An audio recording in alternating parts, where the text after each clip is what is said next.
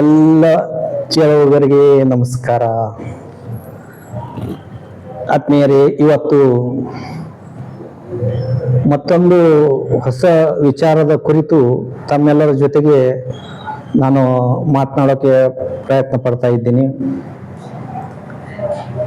ಆತ್ಮೀಯರೇ, ನಾವುಗಳೆಲ್ಲ ಸಾಕಷ್ಟು ಹೊರಗಿನ ಪ್ರಪಂಚದಲ್ಲಿ ಬಹಳಷ್ಟು ವಿಚಾರಗಳನ್ನ ಕೇಳಿದ್ದೀವಿ, ತಿಳ್ಕೊಳ್ತಾ ಇದ್ದೀವಿ. ಅದೇ ತರ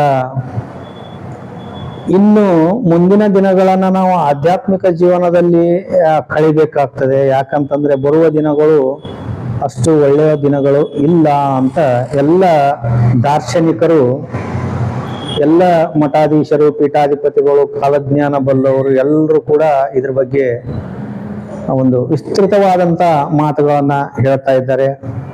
ಆ ಕಾರಣದಿಂದ ತಮ್ಮೆಲ್ಲರಲ್ಲಿ ಒಂದು ಕಳಕಳಿಯ ಕೋರಿಕೆ ಏನು ಅಂತಂದ್ರೆ, ಹಿಂದೆ ಕಳೆದ ದಿನಗಳಂತೆ ನಾವು ಮುಂದಿನ ದಿನಗಳನ್ನು ಕೂಡ ಒಳ್ಳೆ ರೀತಿಯಿಂದ ಕಳಿಬೇಕು ಅಂತಂದ್ರೆ, ನಮಗೆ ಸಿಕ್ಕ ಸಮಯದಲ್ಲಿ ನಾವು ಭಗವಂತನ ನಾಮಸ್ಮರಣೆಯನ್ನು ಮಾಡಿದಾಗ ಮಾತ್ರ ನಾವು ಉತ್ತಮ ದಿನಗಳನ್ನ ಕಾಣಬಹುದಾಗಿದೆ. ಯಾಕಂತಂದ್ರೆ ಬರುವ ದಿನಗಳು ಅಷ್ಟು ಕಷ್ಟದ ದಿನಗಳಾಗಿವೆ ಅಂತ ಎಲ್ಲರೂ ಹೇಳ್ತಾ ಇದ್ದಾರೆ. ಆ ಕಾರಣದಿಂದ ನಾವೆಲ್ಲರೂ ಕೂಡ ಎಷ್ಟೇ ನಮ್ಮ ಒತ್ತಡದ ಜೀವನ ಇರಲಿ, ಅದರಲ್ಲೇನೆ ಸ್ವಲ್ಪ ಸಮಯ ಮಾಡಿಕೊಂಡು ನಾವು ಭಗವಂತನ ನಾಮಸ್ಮರಣೆ ಮಾಡ್ತಾನೂ ಕೂಡ ಸಮಯವನ್ನು ಕಳೆಯಬೇಕಾದಂತ ಒಂದು ಪರಿಸ್ಥಿತಿಯಲ್ಲಿ ನಾವು ಬಂದಿದ್ದೀವಿ.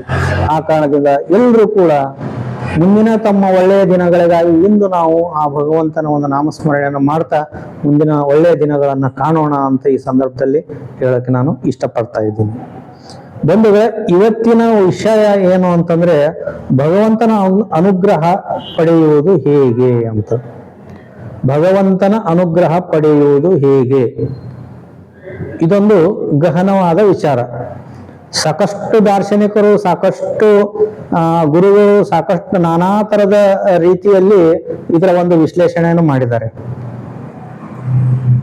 ನಾನು ಕೇಳ್ಪಟ್ಟದ್ರ ಪ್ರಕಾರ ಈಗಿನ ಚಿದಂಬರ ಸಂಸ್ಥಾನದ ಪೀಠಾಧಿಪತಿಗಳಾದಂಥ ದೀಕ್ಷಿತರು ಈ ಭಗವಂತನ ಅನುಗ್ರಹ ಪಡೆಯುವುದು ಹೇಗೆ ಅನ್ನೋದ್ರ ಬಗ್ಗೆ ಎರಡು ಮಾತುಗಳಲ್ಲಿ ಹೇಳಿದ್ದಾರೆ. ಅದೇ ಎರಡು ಮಾತನ್ನ ತಮ್ಮೆದುರಿಗೆ ನಾನು ಈ ಸಂದರ್ಭದಲ್ಲಿ ವ್ಯಕ್ತಪಡಿಸ್ತಾ ಇದ್ದೀನಿ.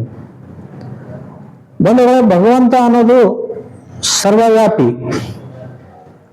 ಅವನನ್ನ ಯಾವ ತರದಿಂದಾದ್ರೂ ನಾವು ಭಜಿಸಬಹುದು, ಯಾವ ತರದಿಂದಾದ್ರೂ ಪೂಜಿಸಬಹುದು, ಯಾವ ತರದಿಂದಾದ್ರೂ ಸ್ಮರಿಸಬಹುದು. ಇಂಥ ಒಂದು ಭಗವಂತನನ್ನ ಭಕ್ತರಾದ ನಾವು ಅವನನ್ನ ಹೇಗೆ ನಾವು ವಶಪಡಿಸ್ಕೊಳ್ಬಹುದು ಅಥವಾ ಅವನ ಅನುಗ್ರಹವನ್ನ ಹೇಗೆ ಪಡೆಯಬಹುದು ಅಂತಂದ್ರೆ, ಅದಕ್ಕೆ ಇರತಕ್ಕಂಥದ್ದು ಎರಡೇ ಮಾರ್ಗ. ಒಂದು ನಾಮಸ್ಮರಣೆ ಮತ್ತು ಒಂದು ಭಕ್ತಿ ಮಾರ್ಗ ಅಂತೇಳಿ ಈ ನಮ್ಮ ಚಿದಂಬರ ದೀಕ್ಷಿತರು ಇದ್ರ ಬಗ್ಗೆ ಬಹಳಷ್ಟು ಮಾರ್ಮಿಕವಾಗಿ ನುಡಿದಿದ್ದಾರೆ. ಅದು ಹೇಗೆ ಅಂತಂದ್ರೆ, ಭಕ್ತರೆ, ಒಂದು ಊರನ್ನು ನಾವು ತಲುಪಬೇಕಾದ್ರೆ ಅದಕ್ಕೆ ಒಂದು ಮಾರ್ಗ ಅಂತ ಇರ್ತದೆ. ಒಂದು ರೋಡನ್ನು ಹಾಕಿರ್ತಾರೆ, ಆ ರೋಡಿನ ಮೇಲೆ ಹೋದ್ರೆ ಮಾತ್ರ ಆ ಊರು ಸಿಕ್ತಿರ್ತದೆ. ಇನ್ನೊಂದು ರೀತಿಯಿಂದ ಹೋದ್ರೂ ಕೂಡ ಆ ಊರು ಸಿಗ್ತದೆ, ಆದ್ರೆ ಅದರಲ್ಲಿ ಏನಿರ್ತದೆ, ಕಲ್ಲು ಮುಳ್ಳುಗಳು ತುಂಬಿರ್ತವೆ. ಆ ಮಾರ್ಗವನ್ನ ನಾವು ಆಯ್ಕೆ ಮಾಡ್ಕೊಳ್ಳೋದಕ್ಕಿಂತ ಈ ಒಂದು ಉತ್ತಮವಾದ ರೋಡನ್ನ ನಾವು ಆಯ್ಕೆ ಮಾಡ್ಕೊಂಡ್ರೆ ಬೇಗ ಹೋಗಿ ನಮ್ಮ ಗಮ್ಯವನ್ನ ಹೇಗೆ ತಲುಪ್ತೀವೋ ಹಾಗೆ ನಾಮಸ್ಮರಣೆ ಮತ್ತು ಭಕ್ತಿ ಮಾರ್ಗದಿಂದ ಭಗವಂತನ ಒಂದು ಅನುಗ್ರಹ ನಮ್ಗೆ ಈಸಿಯಾಗಿ ಸಿಗ್ತದೆ.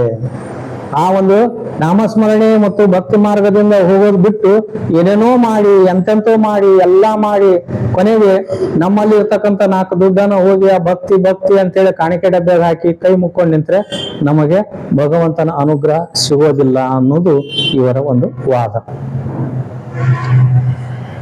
ಅದೇ ತರ ಬಂಧುಗಳೇ, ಪ್ರತಿಯೊಬ್ಬ ಮನುಷ್ಯನಿಗೆ ಒಂದು ಗಮ್ಯಸ್ಥಾನ ಅಂತ ಇರ್ತದೆ. ಆ ಗಮ್ಯಸ್ಥಾನ ಅಂದ್ರೆ ಏನು? ಭಗವಂತನ ಹತ್ತಿರ ಹೋಗೋದೇ ಗಮ್ಯಸ್ಥಾನ. ಅದೇ ಒಂದು ಎಂಡ್ ಆಫ್ ದಿ ಪಾಯಿಂಟ್. ಆ ಎಂಡ್ ಆಫ್ ದಿ ಪಾಯಿಂಟ್ಗೆ ನಾವು ಹೋಗ್ಬೇಕಂತಂದ್ರೆ ಏನೋ ಜಿಗಿದಾಡ್ಕೊಂಡು ಅಥವಾ ಯಾರಿಗೋ ಏನೋ ಲಂಚ ಕೊಟ್ಟು ಅಥವಾ ಯಾರ್ದೋ ಒಂದು ಬಕೆಟ್ ಹಿಡಿದು ಅಂತ ನಮ್ಮ ಆಡು ಭಾಷೆಯಲ್ಲಿ ಹೇಳ್ತಾರೆ. ಯಾರ್ದೋ ಒಂದು ಕೆಲಸ ಮಾಡ್ತಾ ಮಾಡ್ತಾ ಅಲ್ಲಿ ಹೋಗಿ ಮುಟ್ಟೋಕೆ ಸಾಧ್ಯ ಇಲ್ಲ. ಅಲ್ಲಿ ಹೋಗ್ಬೇಕಾದ್ರೆ ನಮ್ಮ ಮನಸ್ಸು ಪವಿತ್ರ ಆಗಿರ್ಬೇಕು. ನಾವು ಮಾಡ್ತಕ್ಕಂಥ ಎಲ್ಲ ಕೆಲಸಗಳು ಒಳ್ಳೆ ಕೆಲಸ ಆಗಿರ್ಬೇಕು. ಆನಂತರ ಭಕ್ತಿ ಮಾರ್ಗ ಅಂತಂದ್ರೆ ನಾಮಸ್ಮರಣೆ, ಸದಾ ನಾಮಸ್ಮರಣೆ ಇರಬೇಕು. ಮತ್ತು ಭಗವಂತನನ್ನು ಕುರಿತು ಭಕ್ತಿ ಮಾರ್ಗದಿಂದ ಮಾತ್ರ ನಾವು ಆ ಗಮ್ಯ ಸ್ಥಾನವನ್ನ ತಲುಪೋಕೆ ಸಾಧ್ಯವಾಗ್ತದೆ ಅಂತೇಳಿ ನಮ್ಮ ಗುರುಗಳು ಹೇಳ್ತಾರೆ. ಆ ಭಗವಂತನ ಗಮ್ಯ ಸ್ಥಾನಕ್ಕೆ ನಾವು ಹೇಗೆ ಹೋಗಬೇಕು ಅಂತಂದ್ರೆ ಈ ನಾಮಸ್ಮರಣೆ ಮತ್ತು ಭಕ್ತಿ ಮಾರ್ಗದ ಮುಖಾಂತರ ಮಾತ್ರ ಹೋಗೋಕೆ ಸಾಧ್ಯ ಇದೆ. ಅದಕ್ಕಾಗಿ ಬಂಧುಗಳೇ, ನಾವೆಲ್ಲ ನಮ್ಮ ಒತ್ತಡದ ಜೀವನ ಯಾರಿಗೇ ಕೇಳಿ ನೀವು ಏನ್ರಿ ಅಲ್ಲಿ ಮಠದಲ್ಲಿ ಇದು ಪ್ರವಚನ ಹಚ್ಚಿದ ಅಂತ ಹೋಗಿದ್ರ, ಅಯ್ಯೋ ಎಲ್ಲಿ ಸಮಯನೇ ಸಿಗಲ್ರಿ ಅಂತ. ಇರುವಷ್ಟು ದಿವಸ ಇರುವಷ್ಟು ಸಮಯವನ್ನ ನಾವು ಬೇಡವಾದದ್ದನ್ನ ಮಾಡ್ತಾನೆ ಕಳೀತಾ ಇರ್ತೀವಿ. ಅದರಲ್ಲಿನೇ ಸ್ವಲ್ಪ ಸಮಯವನ್ನ ಮಾಡ್ಕೊಂಡು ಇಂಥ ಒಂದು ಉತ್ತಮವಾದ ಒಳ್ಳೆಯ ಭಕ್ತಿಯುಕ್ತವಾದಂತ ಒಂದು ಆ ಸಂದರ್ಭದಲ್ಲಿ ನಾವು ಸಮಯವನ್ನು ಕೊಟ್ಟಾಗ ಮಾತ್ರ ನಮ್ಮ ಆ ದಿನದ ಒಂದು ಜೀವನ ಸಾರ್ಥಕವಾಗ್ತದೆ ಅನ್ನೋದು ಈ ಒಂದು ಭಗವಂತನ ಅನುಗ್ರಹ ಪಡೆಯುವುದು ಹೇಗೆ ಅನ್ನೋದಕ್ಕೆ ಉತ್ತರ ಅಂತ ಅನಿಸ್ತದೆ. ನೋಡಿ, ನಿಮ್ಮ ಹಿರಿಯರನ್ನ ಕೇಳಿ, ಅವ್ರು ಹೇಳ್ತಿರ್ತಾರ, ಶಿವ ನಾನು ಸಾಯಂಕಾಲ ದೀಪ ಹಚ್ಚಿದ ಮೇಲೆ ಒಂದ್ ದೇವರ ಒಂದು ಧ್ಯಾನ ಮಾಡೋದು ರೂಢಿ ಐತಿ, ಅದಕ್ಕೆ ಒಂದ್ 5 ನಿಮಿಷ ಕುಂದ್ರಿ, ನಾವು ಹೋಗಿ ದೀಪ ಹಚ್ಚಿ ಒಂದ್ ದೇವ್ರ ಧ್ಯಾನ ಮಾಡಿ ಬರ್ತೀನಿ ಅಂತ ಹೇಳ್ತಾ ಇದ್ರು. ಅದಕ್ಕಾಗಿನೇ ಅವರು ಒಳ್ಳೆಯ ಜೀವನ ಮುಗಿಸಿ ಅವರು ಭಗವಂತನ ಪಾದ ಸೇರಿದರು. ಅದೇ ತರ ನಾವು ಕೂಡ ಆ ಭಗವಂತನ ಗಮ್ಯ ಸ್ಥಾನವನ್ನು ತಲುಪಬೇಕಂತಂದ್ರೆ ನಾವು ಈ ಭಕ್ತಿ ಮಾರ್ಗ ಮತ್ತು ಈ ನಾಮಸ್ಮರಣೆ ಮಾಡೋದ್ರ ಮುಖಾಂತರ ಮಾತ್ರ ಸಾಧ್ಯ ಇದೆ. ಯಾವುದೇ ಲಂಚ ಕೊಟ್ಟು ಅಥವಾ ಯಾರ್ದೋ ಒಂದು ಶಿಫಾರಸನ ಮುಖಾಂತರ ಆ ಸ್ಥಾನಕ್ಕೆ ಹೋಗಿ ಮುಟ್ಟಕ್ಕೆ ಆಗಲ್ಲ ಅನ್ನೋದು ಈ ಒಂದು ಗುರುಗಳ ಮಾತಾಗಿತ್ತು. ನಾನು ಯಾವುದಾದ್ರೂ ಸಂದರ್ಭದಲ್ಲಿ ಈ ಪ್ರವಚನವನ್ನು ಕೇಳ್ತಾ ಇದ್ದೆ, ಅದು ಅತ್ಯಂತ ಮಾರ್ಮಿಕವಾಗಿ ಮನ ಮುಟ್ಟುವಂತೆ ಅನಿಸ್ತು ನನಗೆ. ಈ ಕಾಲದಲ್ಲೂ ಕೂಡ ಸಾಕಷ್ಟು ಜನರು ಒಳ್ಳೆಯವರಿದ್ದಾರೆ, ಸಾಕಷ್ಟು ಭಕ್ತಿ ಮಾರ್ಗದಲ್ಲಿ ನಡೆಯುವವರಿದ್ದಾರೆ. ಅವ್ರನ್ನ ನೋಡಾದ್ರೂ ನಾವು ಕಲಿತು ನಮಗೆ ಸಿಕ್ಕಂತ ಸಮಯದಲ್ಲಿ ಸ್ವಲ್ಪ ಸಮಯವನ್ನ ಈ ಭಕ್ತಿ ಮಾರ್ಗದಲ್ಲಿ ನೋಡಿ, ನಾವು ದೇವಸ್ಥಾನಕ್ಕೆ ಹೋದ್ರೆ ನಮ್ಮ ಮಕ್ಕಳು ದೇವಸ್ಥಾನಕ್ಕೆ ಹೋಗ್ತಾರೆ, ನಾವು ಭಕ್ತಿ ಆಚರಣೆ ಮಾಡಿದ್ರೆ ನಮ್ಮ ಮಕ್ಕಳು ಅದನ್ನ ನೋಡಿ ಅವ್ರನ್ನು ಕೂಡ ಆಚರಣೆ ಮಾಡ್ತಾರೆ. ನಾವು ಒಂದು ದಾನ ಧರ್ಮವನ್ನ ಮಾಡಿದ್ರೆ ನಮ್ಮ ಮಕ್ಕಳಿಗೂ ಕೂಡ ಅದು ಬರ್ತದೆ.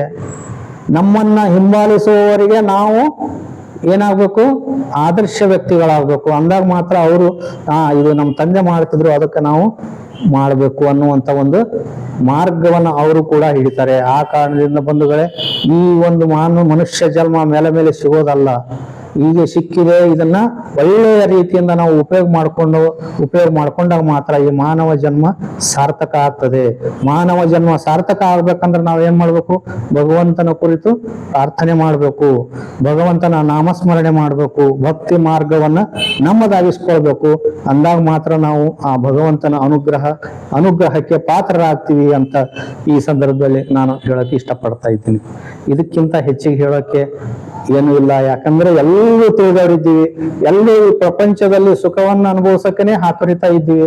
ಆ ಸುಖ ಸಿಗ್ಬೇಕಂತಂದ್ರೆ ಅದು ನಮ್ಮಲ್ಲಿನೇ ಇದೆ, ಬೇರೆಲ್ಲೂ ದುಡ್ಡು ಕೊಟ್ಟು ಕೊಂಡುಕೊಳ್ಳುವಂತ ವಸ್ತು ಆ ಸುಖ ಅನ್ನುವಂತ ವಸ್ತು ಅಲ್ಲ. ಆ ಸುಖ ಎಲ್ಲಿ ಸಿಗ್ತದ ಅಂತಂದ್ರೆ ಈ ಭಗವಂತನ ನಾಮಸ್ಮರಣೆ ಮತ್ತು ಭಕ್ತಿ ಮಾರ್ಗದಲ್ಲಿ ಮಾತ್ರ ಸಿಗ್ತದೆ ಅಂತ ಈ ಸಂದರ್ಭದಲ್ಲಿ ತಮ್ಮೆಲ್ಲರ ಎದುರಿಗೆ ಈ ವಿಷಯವನ್ನ ಪ್ರಸ್ತಾಪಿಸ್ತಾ ಇದ್ದೀನಿ. ತಮ್ಮೆಲ್ಲರಿಗಿಂತ ನಾನು ಚಿಕ್ಕವನು, ನನ್ನ ಬಾಯಲ್ಲಿ ಈ ಒಂದು ವೇದಾಂತದ ಮಾತು ಬರ್ತಾ ಇದೆ ಅಂತ ದಯವಿಟ್ಟು ಯಾರು ತಪ್ಪು ತಿಳ್ಕೊಬೇಡಿ.